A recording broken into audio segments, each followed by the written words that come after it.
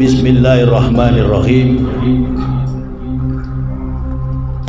Assalamualaikum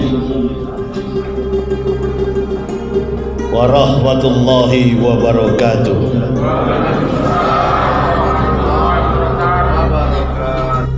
Alhamdulillahillazi mukawwiril laili wa nahari wa mudawwilil ayyami wahdah. Allazi ja'ala awalal ashhuril urmi syardi Zulqa'dah wajallaha syahral haraman la yusfaka fi adamun himayatan lil hajj wa sadaqa wahdah. Ashhadu an la ilaha illallah allazi aqaza akhdah wa ashhadu anna sayyidana Muhammadan abduhu wa rasuluhu alladhi haqqaqa lahu hamdah allazi jahada bilai haqqa jihadihi wa badala juhdah. Allahumma fasalli wa sallim ala imamil abrar wal muqarribin sayyidina wa maulana Muhammadin wa ala alihi wa sahbihi al-ansar wal muhajirin wa alaina ma'akhum bi rahmatika ya arhamar rahimin. Wa qala Allah ta'ala fil kitabil azizil karim, a'udzu billahi minas syaitonir rajim, bismillahirrahmanirrahim. Wa may yuti Allah wa rasulahu fa ulaika ma'al ladzina an'ama Allahu 'alaihim minan nabiyyina wasodiqina wasyuhada'i wassolihin wa hasunna ulaika rafiqa. Faqala Nabi sallallahu alaihi wasallam, man tamassaka bisunnati inda fasaddi wallahu ajru mi'ati syahidin. Ibu, bapak, saudara-saudaraku rahimakumullah yang kami muliakan, kami hormati, para alim, para ulama, tokoh-tokoh masyarakat yang berhadir bersama-sama dengan kita di majelis ilmu ini. Atas sambutan panitia tadi, Dewan Perwakilan Rakyat Daerah Kabupaten Siak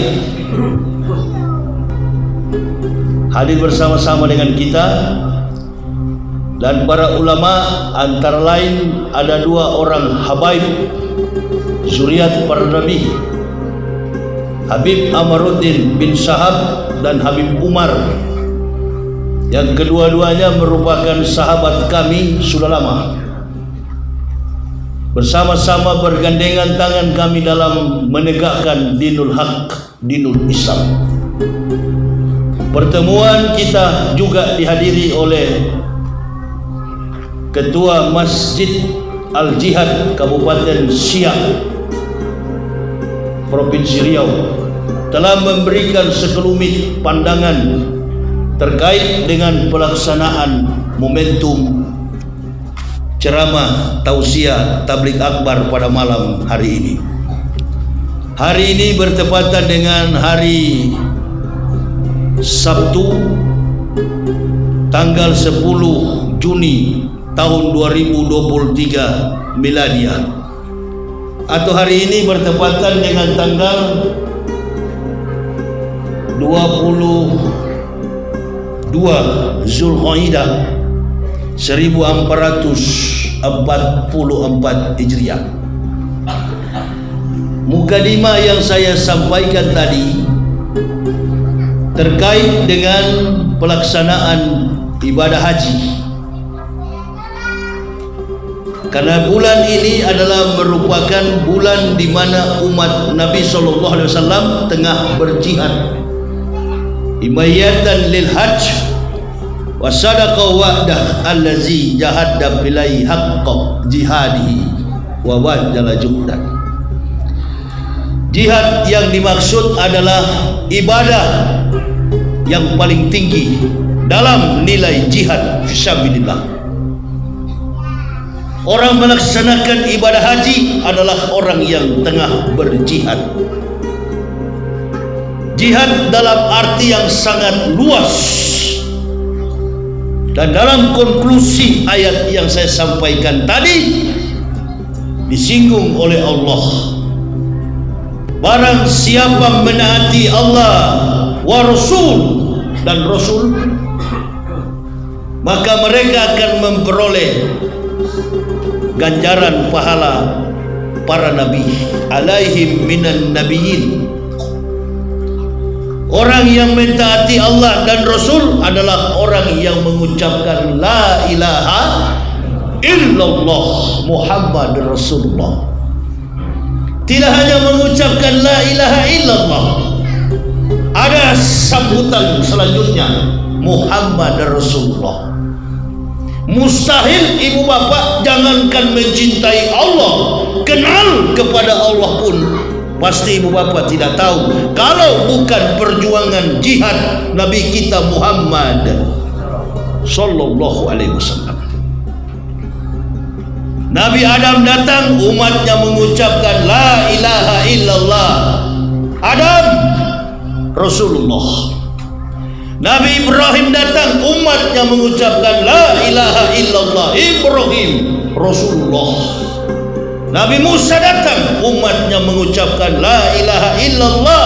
Musa Rasulullah. Nabi Isa datang, umatnya mengucapkan al-hawariyun, mengucapkan la ilaha illallah. Isa Rasulullah. Atau dalam bahasa Ibraninya, Sema Yisrael Yahweh Elohenu, Yahweh Ehad. Dengarlah Israel, Tuhanmu Yahweh, Yahweh itu esa. Atau la ilaha illallah. Kemudian Nabi yang terakhir yang menyempurnakan semua risalah para Nabi ini, umatnya datang, umat Muhammadin, umat Islam mengucapkan la ilaha illallah Muhammad Rasulullah.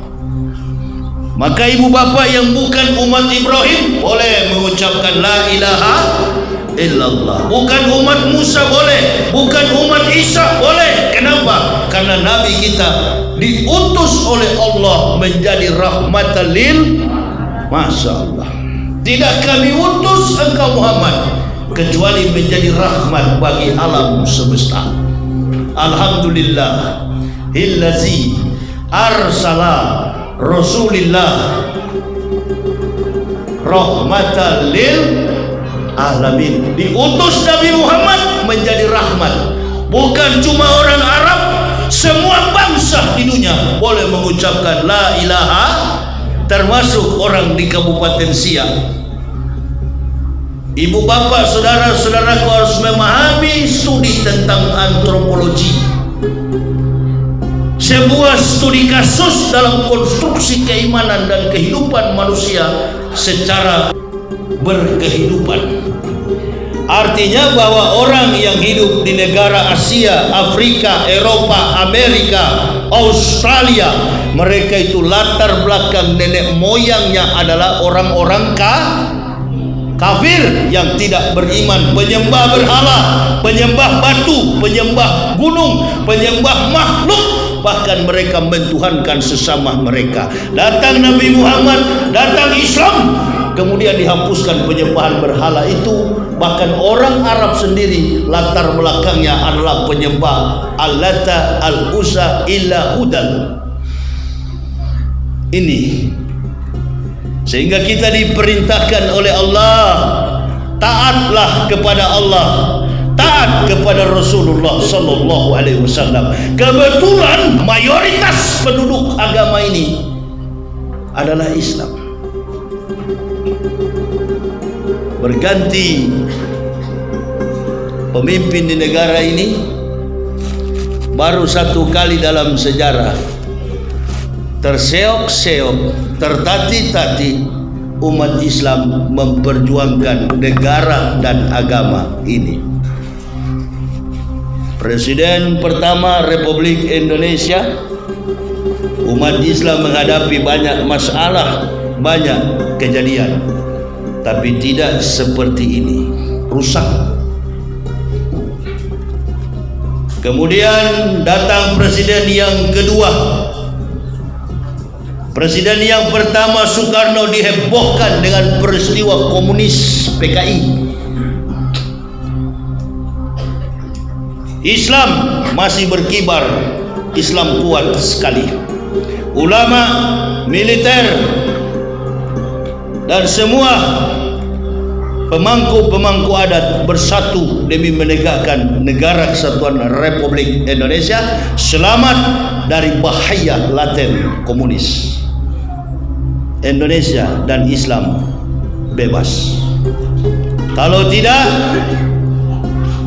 Indonesia ini bukan negara demokrasi, bukan negara Pancasila, tapi negara komunis.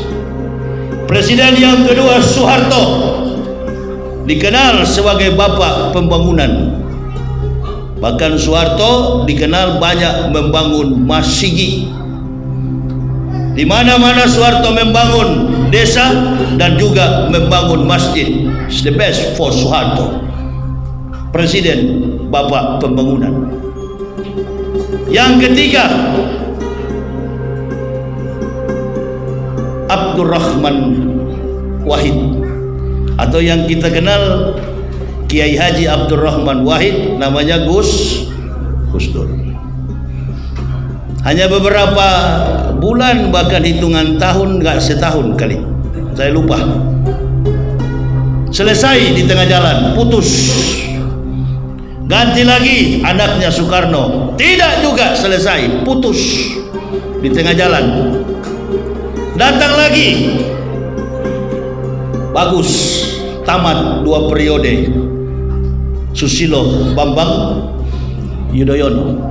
Indonesia tentram, Indonesia baik. Kalaupun ada kasus, tidak pernah menyakiti kaum mayoritas. Nggak pernah umat Islam tersakiti. Kenapa? Karena figur daripada SBY, Susilo Bambang Yudhoyono, orang yang patriotik, orang yang satria, mantan jenderal, dan juga taat kepada Allah dan Rasul, beragama Islam.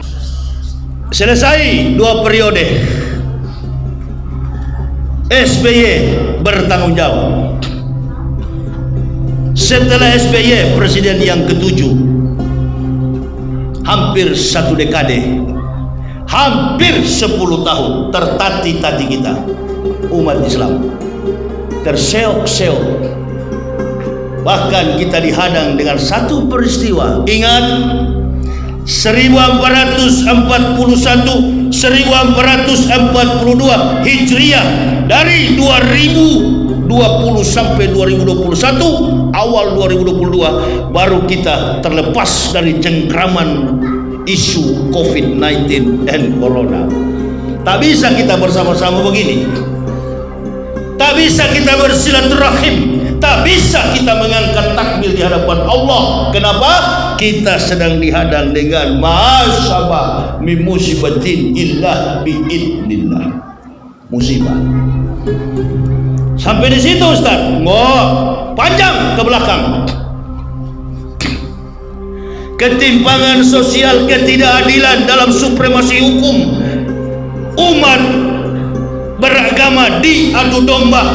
Bahkan umat Islam sendiri diadu domba. Dan yang paling fatal, politikus Islam, para politisi Islam, dibusukkan nama mereka. Di era siapa? Rezim yang tengah berkuasa. Maka Nabi SAW dalam hadis yang saya bacakan tadi, man tamassaka bisunnati inda fasyaddi umati fallahu ajru mi'ati syahidin. Barang siapa, kata Nabi SAW, berpegang teguh kepada sunnahku di saat inda fasyaddi ummati, rusaknya umatku, maka mereka akan mendapatkan pahala 100 orang yang mati syahid. Ibu, bapak, saudara-saudaraku, inilah kerusakan Islam yang paling fatal di Indonesia. Coba Kita flashback, kita pulang, come back to history. Lihat sejarah kemarin 2 bulan yang lalu. Sejak kita masuk di bulan Ramadan, fitnah, hinaan dan keserakahan terjadi di negara kita. Mulai dari kasus polisi tembak polisi, mati di rumah polisi, para aktivis dan ulama ditangkap dan dipenjarakan, termasuk saya pribadi, baru bebas dari penjara. Semua kita digiring ke sana. Dan yang baru-baru ini terjadi, seorang hakim ditangkap. Orang yang menegakkan hukum, yang menegakkan supremasi hukum, penegak hukum terhukum. Kalau kami ditangkap bukan karena kasus pidana, kami menegakkan Islam, dendam daripada orang-orang kafir dan munafik, kami dipenjarakan. Kami bangga. Bukan kami mengambil dan merugikan negara, bukan kami merugikan umat yang kami bimbing, karena ada juga orang yang masuk penjara bergelar, berstatus sebagai ustaz. Siapa mereka? Mereka adalah orang-orang yang mengambil, orang-orang yang menipu uang jamaah umroh dan haji. Kasusnya kasus umroh, masuk penjara. Kenapa? Dengan pasal penipuan. Kami bangga karena kami bukan itu pasalnya. Kami tidak melakukan pidana, kami masuk penjara. Inilah resiko seorang pendakwah yang menegakkan hak, yang mencintai Allah dan Rasul. Amin ya Rabbal. Jangan masuk penjara karena pidana, jangan masuk penjara karena maksiat, karena merugikan negara. Jangan. Tapi kalau kita dipenjarakan karena kebenaran, itu juga dialami oleh Nabi dan Rasul sebelum datangnya Rasulullah Muhammad sallallahu alaihi wasallam. Allahumma sholli wa sallim wa barik alaihi. Ditangkap mereka, dipenjarakan mereka. Bahkan dalam sebuah kisah, Nebukadnezar, Namrud menangkap Ibrahim dan kemudian membakar Ibrahim dalam periuk yang mendidih. Allahu Akbar, Ibrahim tersentuh, terkelupas kulitnya pun tidak, padam api itu. Nabi ditangkap dan dipenjarakan karena kebenaran. Dan kemudian sampai kita kepada persoalan-persoalan ini, lalu kami mengatakan kami tidak memprotes, tidak menfitnah pemerintahan yang sedang berlangsung ini. Kami mengkritisi kezoliman yang terlalu luas, tinggi, lebar dan dalam di era rezim sekarang ini.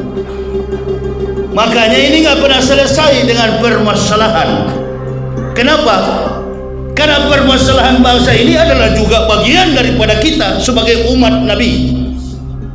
Kita diletakkan sebagai pendakwah. Kita bicara asakata anil haqi syaitonun akros. Barang siapa diam, tidak mau bicara, melihat kebenaran diganggu, maka mereka adalah syaitonun akros, setan yang bisu. Itu sudah merupakan pegangan dalam prinsip hidup. Allahu Akbar. Jangan kita kecut, jangan kita tawar hati, apalagi takut.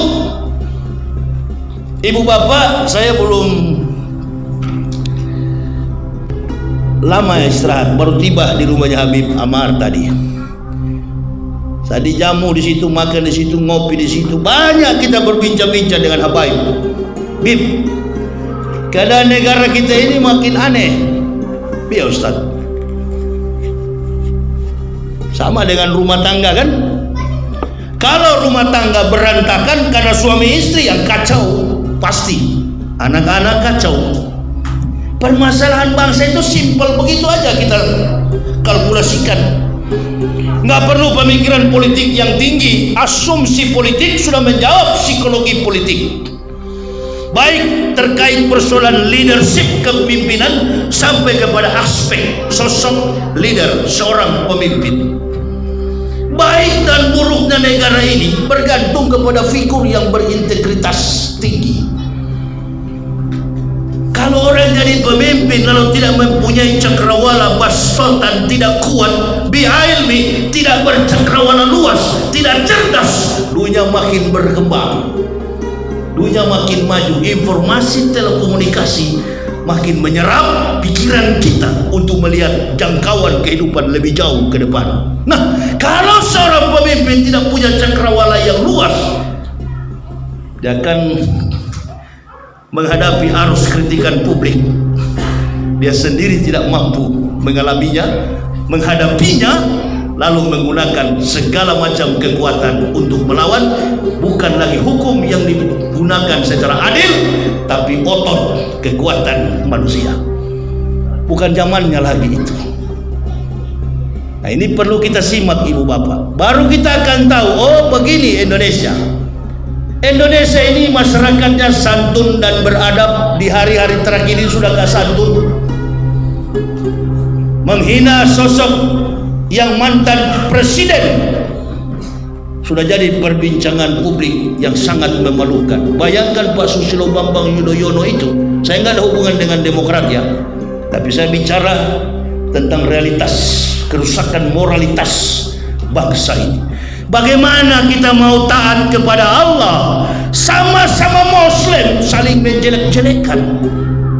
Bahkan ibu bapak mesti tahu, bukan di dalam YouTube, sama-sama ustadz, sama-sama ulama, bahkan dari garis keturunan Nabi, mereka hina.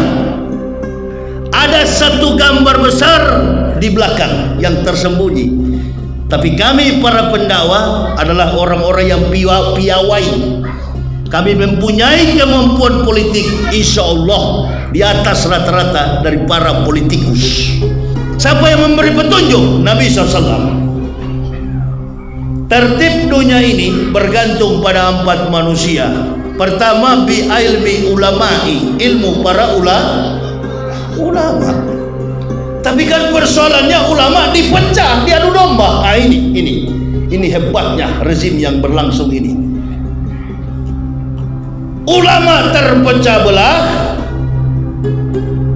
ilmunya membuat orang mukmin jadi ragu dan bimbang. Islam yang mana sebenarnya yang betul? Ini. Oh, kita ikut Islam yang sana Ustaz. Ada juga Ustaz-Ustaz pengecut. Kami berdakwah, tapi kami tidak mau masuk campur urusan politik. Siapa juga yang suruh antum jangan masuk campur? Tapi ini antum akan dicap oleh Nabi, setan yang bisu. Kalau antum diam melihat kebenaran diganggu. Saya ini ibu bapak bukan orang dari latar belakang Islam. Jangan salah.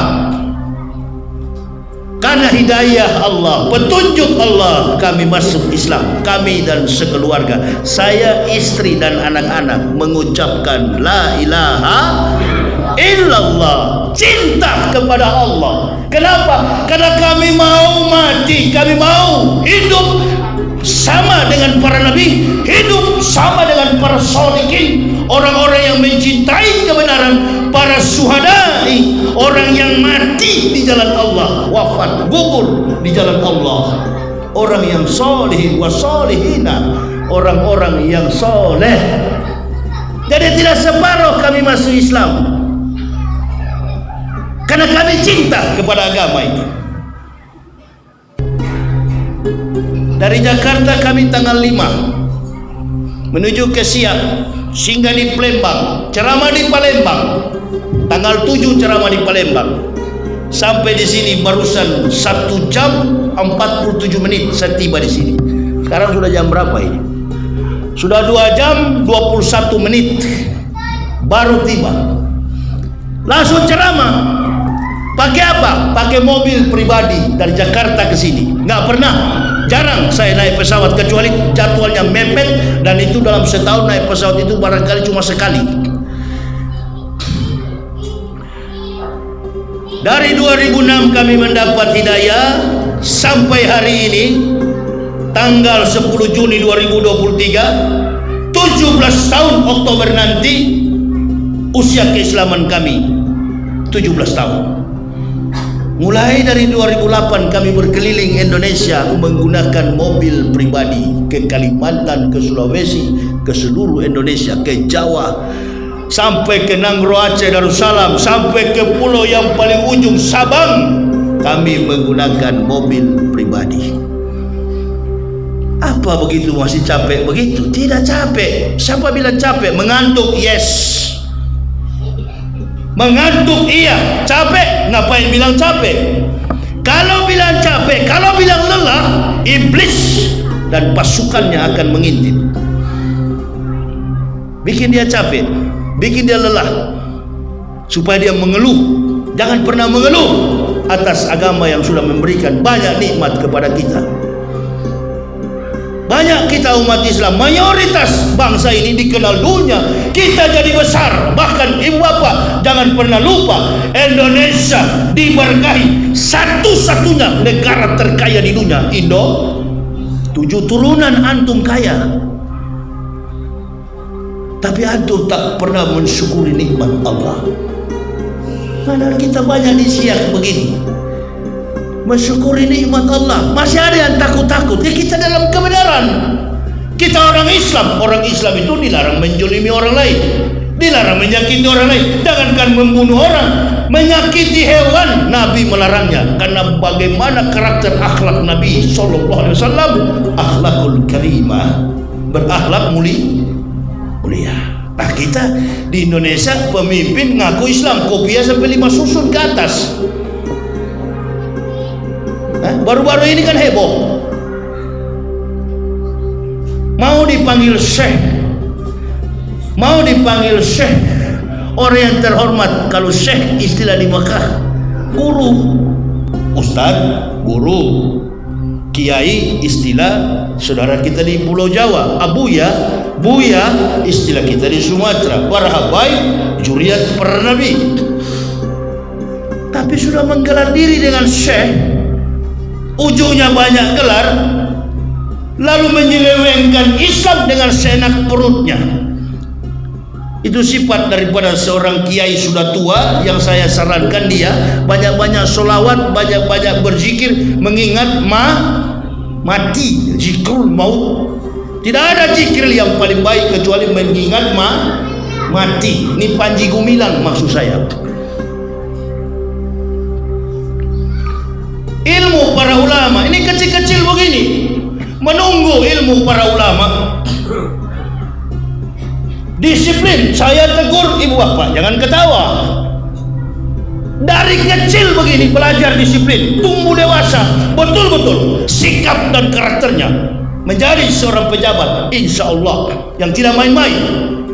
Kalau jadi polisi yang bertanggung jawab. Jadi tentara yang disiplin. Jadi pejabat yang tidak korup. Jadi cambukan setiap persoalan dalam rentang sejarah, pertahankan Islam ini. Saya selalu mengatakan, saya bukan ustaz, saya bukan golongan ulama, saya adalah Umar bin Khattab. Mengapa? Karena sejarah tentang Umar sama dengan sejarah hidup saya. Bahkan Umar pernah mewanti-wanti, mencari peluang, mencari event, mencari momen di mana Muhammad saya pasti akan bunuh. Ini niat Umar sebelum dia mengucapkan la ilaha, sebelum dia mencintai Allah, memusuhi Nabi. Karena Nabi tidak pernah memusuhi Umar. Dalam satu momen dia rampas manuskrip yang di tangan adiknya Fatimah. Fatimah, sini kau. Apa di tanganmu itu? Jangan bang, sini. Dirampaslah naskah kitabullah, dibacalah oleh Umar. Qul huwallahu ahad, Allahus samad, lam yalid wa lam yulad wa lam yakun lahu kufuwan. Masuk Islam Umar menangis, terseduh-seduh, gugur Umar. Belum diapa-apain oleh Rasulullah, baru dicubit oleh malaikat, kembali ke rahmat Allah, kembali kepada hidayah Allah. Laqad ayatin mubainatin wallahu yahdi may yasya'u ila siratin mustaqim. Kata Allah, kami sudah menurunkan ayat-ayat yang memberi penjelasan, dan Allah memberikan petunjuk kepada siapa yang dikehendaki ke jalan yang lurus. Umar dapat hidayah. Setelah dapat hidayah, apa yang dilakukan Umar? Umar barisan paling depan, front terdepan, pembela Islam.